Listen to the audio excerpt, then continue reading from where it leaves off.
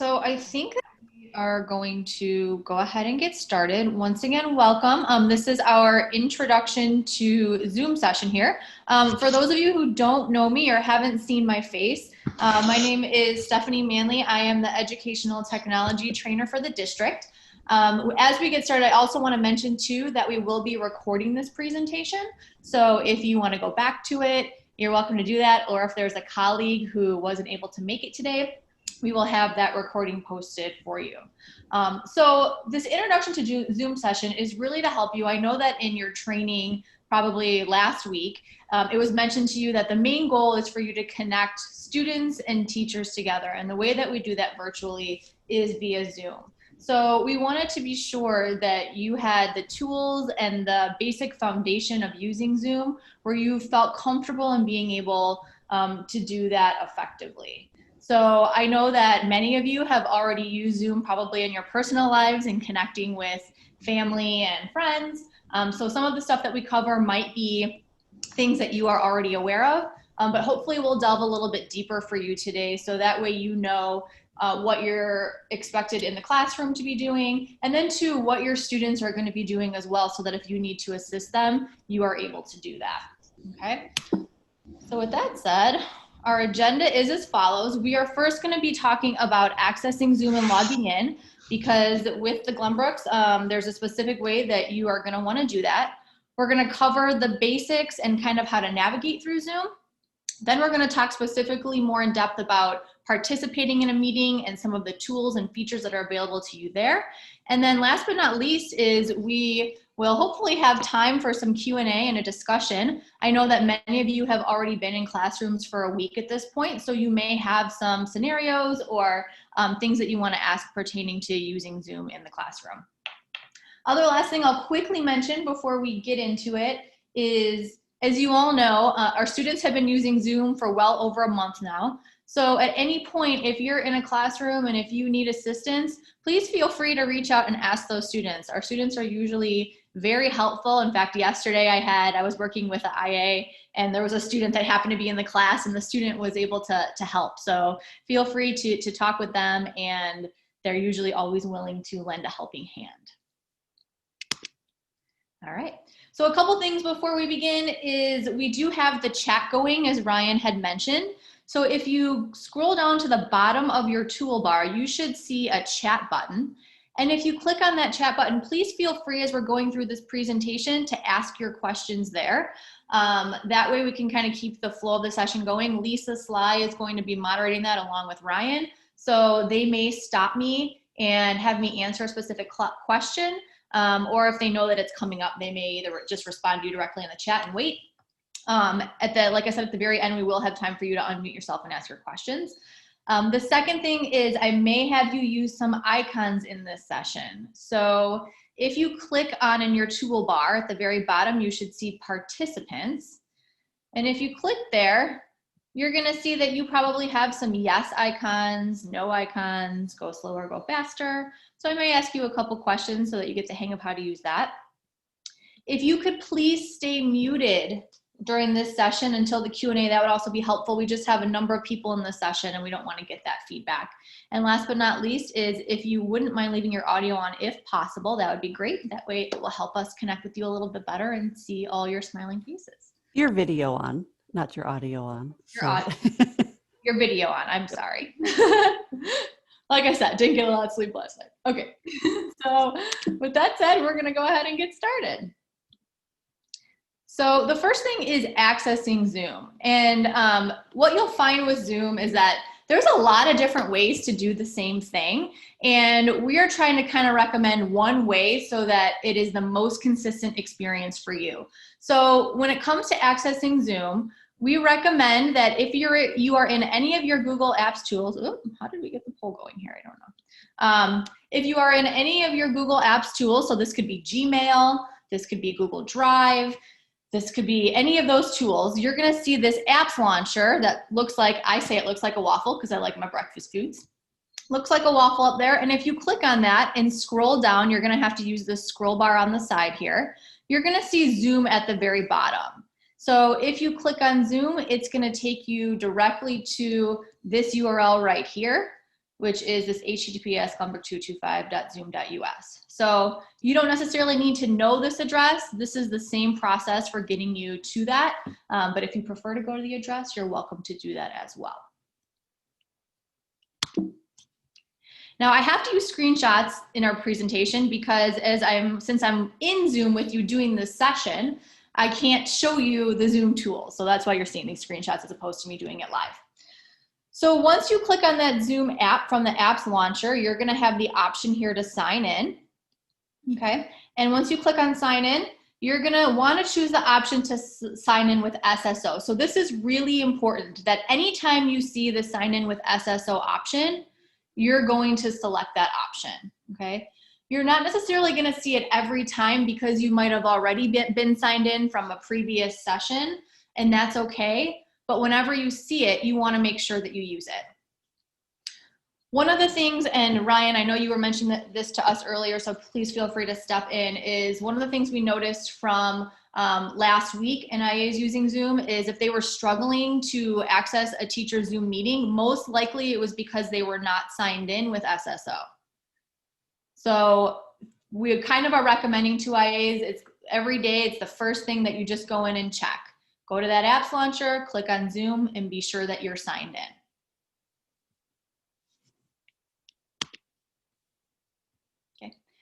Now, just for your reference, because I know it can be a little bit confusing, because the students are on their Chromebooks, we recommend that they access Zoom a little bit differently. So I just want to bring awareness to you so that you're aware that they might be doing a little bit differently. What we have recommended is that they launch the app on their Chromebooks. They already have an app that's pushed out to them. They launch the app on their Chromebook, and then they click on join a meeting, and they enter in the ID and passcode for the meeting. So it's just slightly different, and I just wanted to mention that. The students have been doing this, like I said, for a month now, so most of them are up and running and they know how to access their classes without a problem.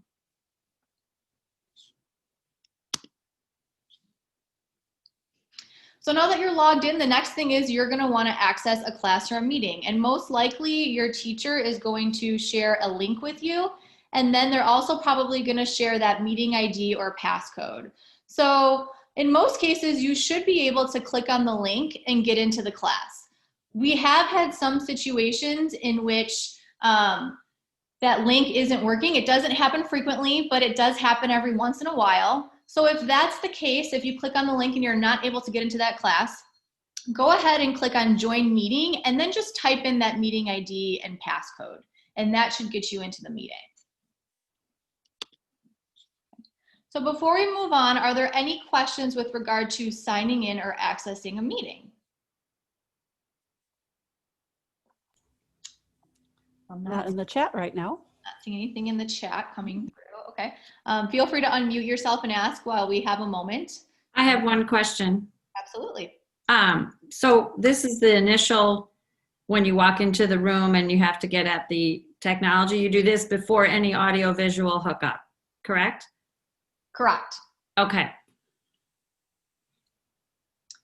You can, we've been making the recommendation that when you enter the classroom, the first thing you do is connect your computer to the projector. Oh. And if you run into any issues, it's okay. Immediately move to step 2 and get yourself connected into Zoom. The reason being is that at least then you're able to communicate directly with the teacher. And correct me if I'm wrong, Ryan, but the OWL should be connected after you've done Zoom.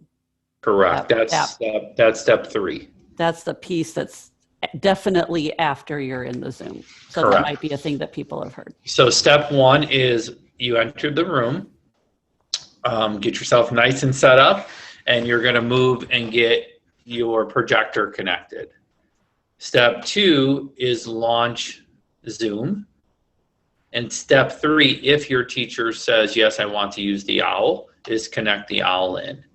If at any point during step 1 you're having problems with projection, before you report it to help desk, be sure to connect to Zoom. That'll allow your teacher to be very aware that you're having connection issues with the projector, and you'll be able to still progress with the class that way. Does that make sense? Thank you for that clarification, Ryan. I think I was confusing people with the opposite, so I appreciate you making that clarification. All right, so moving on, once you're in your Zoom meeting, kind of the meat and potatoes of navigating through Zoom is all going to be through this Zoom toolbar here. So once you're in your meeting, you're going to see this toolbar pop up. Now you're going to have different tools available to you depending on what your role is in the meeting. So if you're just a participant versus a co-host, in this particular toolbar that you're seeing in this screenshot, I am a host. So Lisa's favorite line for me is hostess with the mostest. So obviously the host is going to have the most tools. If you're just a participant, you may only have, 3 of those tools available to you. Okay. And the instructor will determine oftentimes too which tools are available during the class. So they might be using some tools and possibly not other tools. For example, the teacher has the ability to turn the screen sharing on and off. So you may not be able to screen share, or the students may not be able to screen share if the teacher has decided to turn that on or off, okay? Once you're in the meeting, it's always a good idea to test your audio. So you'll notice that you've got your unmute mute button here. So you can always go ahead and turn on or off that audio. And it's always a good idea to test your video as well. So that's just something that we recommend. Okay. By default, one thing that always kind of gets me, and Lisa will tell you, is that you oftentimes will be on mute when you enter a room. So you'll see that there'll be a little like red line through your mute button. So I'll start talking and Lisa will be like, Stephanie, I can't hear you. So it's just the reverse is true too. It happens to me all the time too. I know. We all kind of do it. So it's just something to be aware of, that when you enter a meeting, you are probably going to be on mute. Okay. All right. The other thing that I did want to mention with regard to that Zoom toolbar is the mic setting. So Ryan just mentioned the owl. And if you're connecting to the owl after you've joined the meeting, it should automatically adjust your microphone and your video settings to this Meeting Owl Pro. At least that's what it seemed to do whenever we were testing it. But if for whatever reason you're finding that the audio is not coming through the owl, if you click on this little arrow here next to the mute button, you're going to see Meeting Owl Pro listed there, and you can just select that, and then you should be good to go.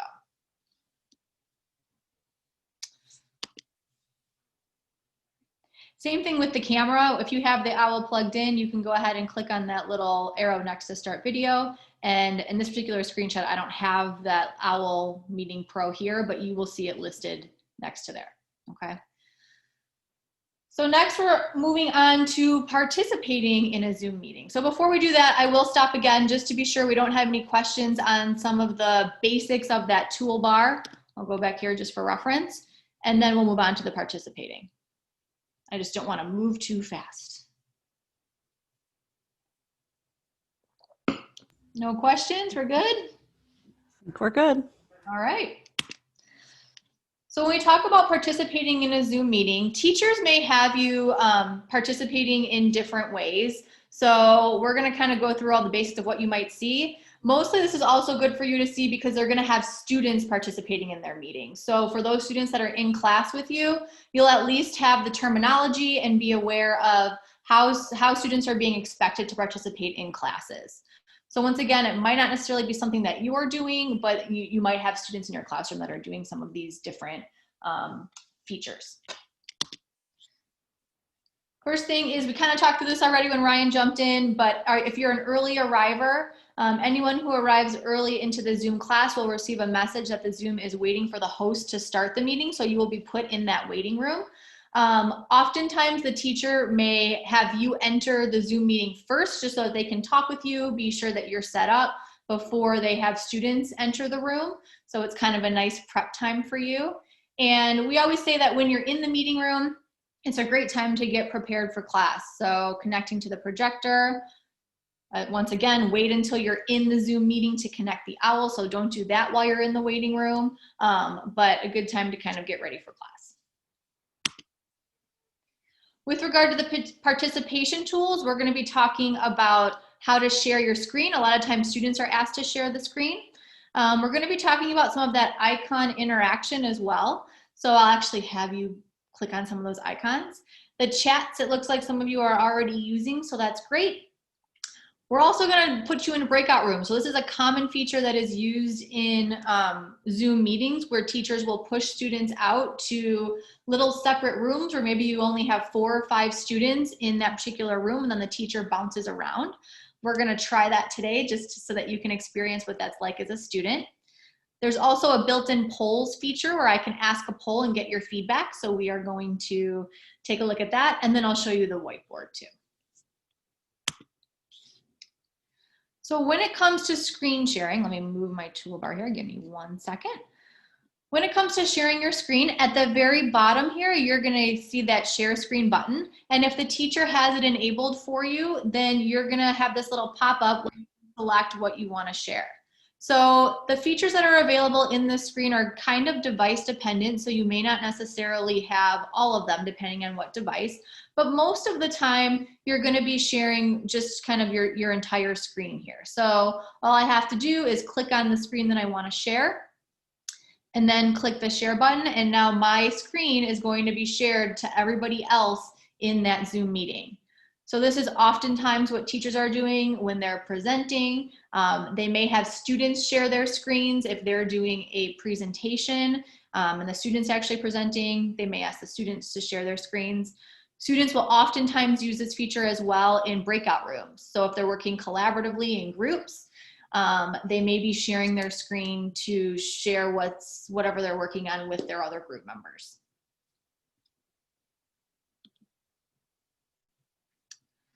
Second thing is the give feedback with icons. So I mentioned at the beginning that I may be asking you for feedback with icons. If you click on the participants button in your toolbar, so everybody go ahead and click on participants. And if your toolbar is hiding from you, you may have to just scroll your mouse to the bottom of your screen for that to pop up. But if you found the participants and if you found those icons, go ahead and click on the yes icon. I want to see how many of you found those icons. All right, I've gotten a couple of them. People are still locating it, so we'll give you a minute or so. It looks like most of you are finding them. Great. So this is a feature that teachers will use to get feedback from students. They may have students tell them, do they need to go faster? Do they need to go slower? The other one that you'll notice that's on this screenshot here is this raise hand. So oftentimes students will use that feature when they have a question. They might either raise their hand or they might use that chat feature. So yeah, it looks like almost everybody has found that particular icon, the yes icon. So that's great. Okay, I'm gonna go ahead and clear those responses. So me as the teacher, I see what all of your little icons are, all your responses are.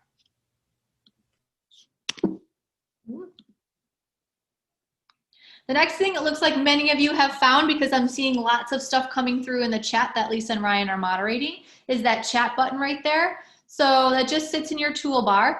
And the teacher, once again, has the ability to control what happens in that chat. So they could just have that chat completely turned off, where participants don't have access to that chat. They may also have that chat set up so that students can only chat with the host or the co-host. So the host being the teacher.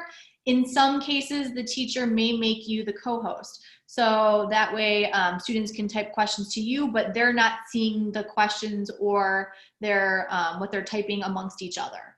So the third option obviously is that similar to how our chat is set up, that chat could be set up so that everybody has access to see what everyone else is chatting. So once again, that's up to the teacher and how they set that up. Okay. Next is the polls feature. So there is a built-in basic polls feature that a teacher might use for like an entry slip activity possibly, or an exit slip activity, or to check for understanding. Just so that you see what that looks like, I'm gonna go ahead and launch a poll here. So this is one of those would you rather. Now you should all be seeing that poll pop up on your screen and you can go ahead and respond. I always love seeing people's responses to this question. It looks like I have 11 out of 21, 13 out of 21 people have responded. So I, as the teacher, can see how many of you have responded. Just have a couple more of you. All right. We're at 19 out of 21. So I'm going to go ahead and end this poll here.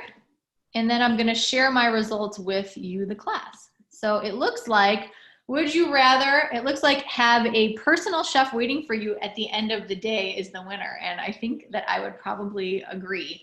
It always seems to be that the personal trainer has the least number of people who would request a personal trainer at the end of the day. So Yeah, don't need that at the end of the day. So go figure. It's probably what I most need at the end of the day. But would I rather have a chef? Yes, I would rather have a chef. So there we go. There's the polling feature for you. All right, we're going to stop sharing here. Okay. And then the next thing is the breakout rooms. So once again, I kind of briefly mentioned that the breakout rooms is going to allow the teacher to put students into separate rooms, and then they're going to be able, the teacher is going to be able to bounce between those rooms. The one thing I will mention with the breakout rooms is most likely, in most cases, the teacher may just have you stay in the main room. They may not have you go to a specific room. So even though you may get this little box here that pops up that says the host is inviting you to join a breakout room, the teacher may tell you, I just want you to stay in the main room here and leave the Zoom screen up if you're projecting, for example, on the projector, so that way students in the class are just seeing the main room. They're not seeing all the breakout rooms. So if you get this little pop-up box and that's what the teacher wants you to do, you can always just say later, and then that way this box will disappear and you'll only be displaying that main room in the projector. So with that said, we're going to go ahead and we are going to do a breakout room so that way you can see what that's like. When you're in your breakout room, there are a couple of things that I want you to be on the lookout for. So the first is you should see an ask for help button. And what that button does is when students are in breakout rooms, if they click on that button, it is going to notify the teacher that, hey, Bobby has a question, can you join this room? And then the teacher will easily be able to join that room and answer the question. The next thing is be on the lookout for broadcasting messages. So the teacher has the ability to broadcast messages. And share the screen. So as I mentioned before, that students do have the option in a breakout room to share their screen. You can go ahead and try that in your breakout room and see if you can get that to work. And then last thing I want you to pay attention to is when you leave a breakout room. So before the end of our breakout room, you can go ahead and click the leave button. Take a look at what options are available to you. Okay, so I'm going to open up these breakout rooms here. Give me 1 second. While you're doing that, can I just address a question that's come up from a couple people? Some people were asking about how you can't see the poll buttons and breakout room buttons. We don't see those as participants, only the host and co-host have those. So Stephanie, again, was the hostess with the mostest. So she had a bunch more icons when students and most IAs would just have a fewer icons, participant ones, not host ones. So that would be a question you can ask your teacher as you're engaging with your teacher. Would you like to make me a co-host so that I have further controls and things of that nature? All right, so I'm getting these breakout rooms set and ready to go here. Go ahead and join a breakout room. You can just introduce yourselves and then take a look at some of these features while you're there. And we will be good to go. So here we go. All right. So sorry about that. I'm glad everybody is made it back. So sound. I did notice that some of you found the ask for help button because I was asked to come into or go into a couple of rooms. So that was great. Did anybody see my broadcast message and where my favorite vacation spot was? If so, go ahead and unmute yourself and let me know. Marco Island. Marco Island, yeah, there you go. Yep. So yeah, that's one of my favorite vacation spots. I have a couple of them, but I don't know. So how many of you, if you noticed the message, why don't we use those icons again? click on that participants button in your toolbar. If you notice that message where I said my favorite place to visit was Marco Island, go ahead and select yes. If you didn't see that, select no. I just want to kind of get a breakdown to see how many of you saw it versus not. Because there is one thing in particular I want to mention. So a couple of you saw it. I have a couple of, we're kind of a 50-50 split. Okay, so the one thing that I will mention with that broadcast message feature is teachers do use that feature fairly often, but it's really small sometimes. So the students don't always see that feature. So if you have students in class and a teacher has broadcasted a message out, it's not a bad idea just to call out and say, hey, your teacher broadcasted this. That way all the students know that maybe the teacher had broadcasted a question out or something they wanted them to focus on in a discussion they're having in their breakout rooms. It's just always a good idea to bring that to their attention because not everybody always sees it since it's so small sometimes. Okay. Did anybody try sharing your screen? You can go ahead and unmute yourself and just let us know if you did. No, no one tried it? I tried to share it, but I'm not sure. I think only one person saw it though. So I'm not sure what I was supposed to see. I mean, I just saw my screen. Yeah, so if you broadcast your screen, everybody in your group should see that screen. Okay. So it's not, you don't get to kind of pick and choose like this person sees it, this person doesn't. It's kind of an all or nothing thing within your breakout room. So they just see it like instead of my face? Correct, correct. They'll see your screen if you're sharing your screen. Like right now on my one computer that I'm using, I see my presentation because I'm sharing my presentation with you. I don't see everybody's faces. Okay. Last but not least, when you leave the room, what options are available? Did anybody click the leave room button and have a couple options? And if so, did you pay attention to what those were?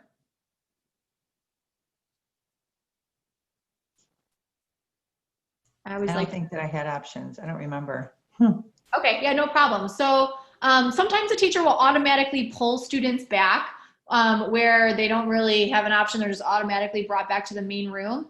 But if the student manually clicks, there's a leave room button at the bottom corner. And if a student manually clicks that button, like let's say they are like, oh, I want to go back to the main room and talk with my teacher. When they click on that button, there's usually two options. There's usually leave room and there's leave meeting. So if they click on leave room, it's going to bring them back to the main room. And then if the teacher's in the main room, they can talk with the teacher. But if they click leave meeting, it's going to literally, they've left the entire Zoom meeting. So the only way for them to get back in is if they relaunch the meeting again from the very beginning by, clicking on the link or typing in the meeting code and password, and then waiting for the teacher to admit them back into that meeting.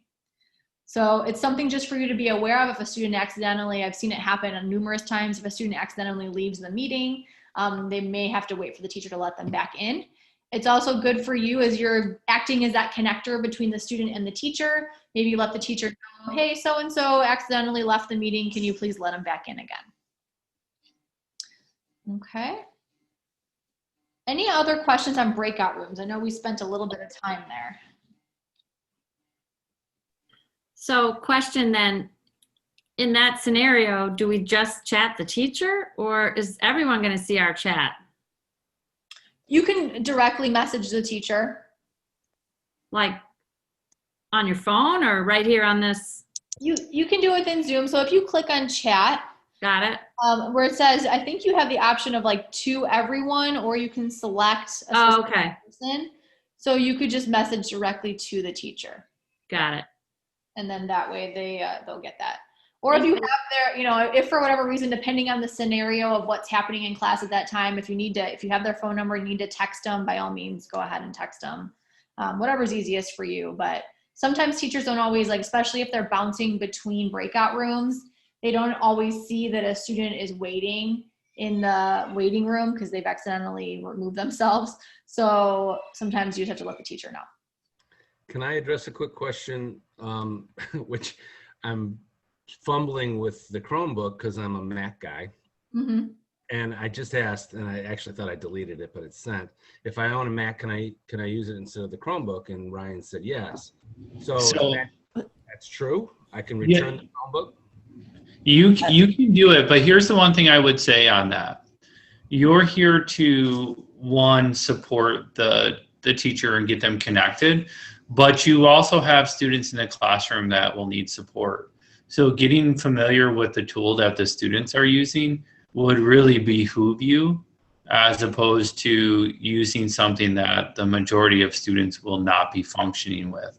Now, should you prefer to bring your Mac in and have the Chromebook with you?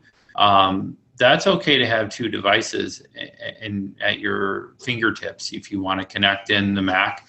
The thing to also keep in mind is our rooms are set up specifically for the types of MacBooks, Lenovo's, and Chromebooks that are available, so you may find yourself running into issues. So the caveat to my yes is those 2 points, and the third is we can't provide any support to you bring your own device. So should you call and say, hey, I'm not connected, I can't connect to the projector, the moment they walk in and see your personal device, they're going to say, where's the school issued device?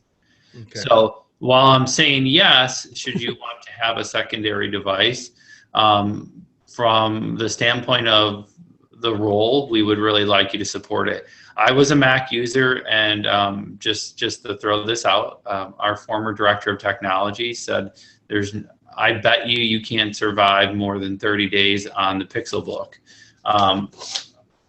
So now this is my Chromebook, and I made the transition. It took me about 15 to 30 days. And I know diehard Mac people because I'm a diehard Mac person. But I have fallen in love with my Pixelbook without question. So there's hope for us, Mike. I promise you. Yeah, hammer and nail to be a carpenter, not a machine. Yeah. I get it. All right. So we are going to just, I think, have one or two more features, and then we're going to open it up to general Q&A from there on out.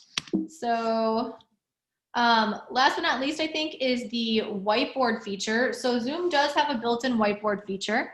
I'm going to go ahead and just quickly demonstrate what that looks like so that you see it. So I'm going to share my whiteboard, and now you should all see just a white screen. Uh-oh, I don't have my touch screen going here. So let's see. It's not letting me right now because it's flipping between windows. But you'll get up, there's kind of what it looks like. It's doing something kind of silly. So, but basically it's just a white screen, and then the teacher can draw or they can write on this. So what we are recommending to our teachers is that for the whiteboarding, if it's just the teacher, they're welcome to use the Zoom whiteboard and be able to draw and annotate over it. You may also hear something called the Jamboard. So if teachers are wanting students to collaborate on a whiteboard with them, we've recommended to teachers that they use Jamboard, which works through Google Drive. So I just wanted to throw that out there once again, just so that you hear it. And if you hear a teacher say, okay, students, go ahead and open the Jamboard file, we're going to be using the whiteboard there, that you have at least heard it and that you're familiar with it. Okay. So let me stop share here. And let me reshare again. Give me 1 second. I have multiple windows going here.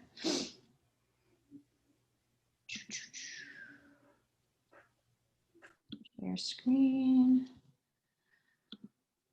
All right, I think we're back here. All right, so that was really quick with the whiteboard.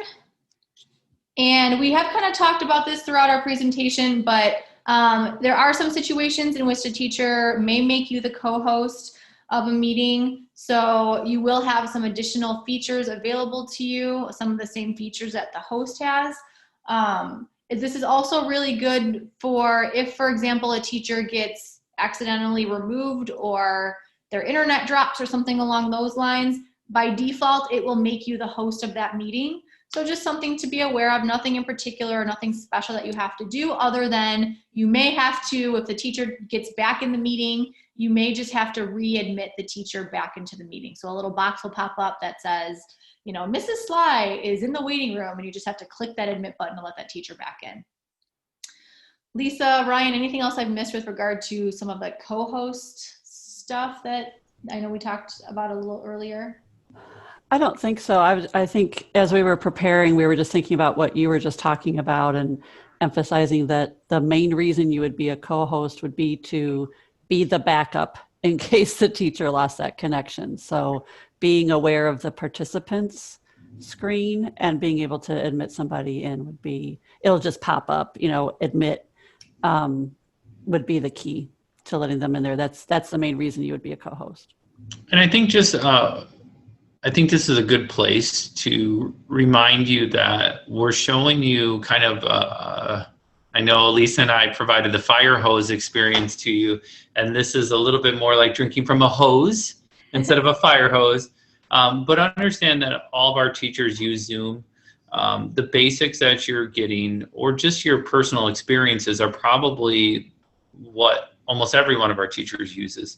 These features that we're showing you, some teachers may never ask you to engage in them. So be comfortable with knowing at this point, asking your teachers for their expectations and what you should put your energies into will go a long way. Breakout rooms are pretty common. So that would be one that I can just, little pro tip, learn breakout rooms, get your family, get some friends, and learn breakout rooms, because that would be one. But the teachers will control it for the most part, but being aware of it will help you navigate that world. So just I thought this was a good place to kind of throw that in. Absolutely. Good point. With that said, I think we have about 15 minutes left for some Q&A and discussion. If you have those, feel free to go ahead and unmute yourself and ask those.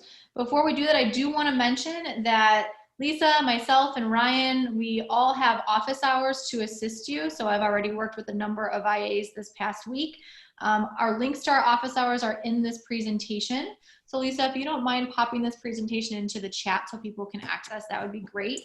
We also have our links to our office hours in the weekly snapshot, which is a weekly newsletter we send out, usually every Monday.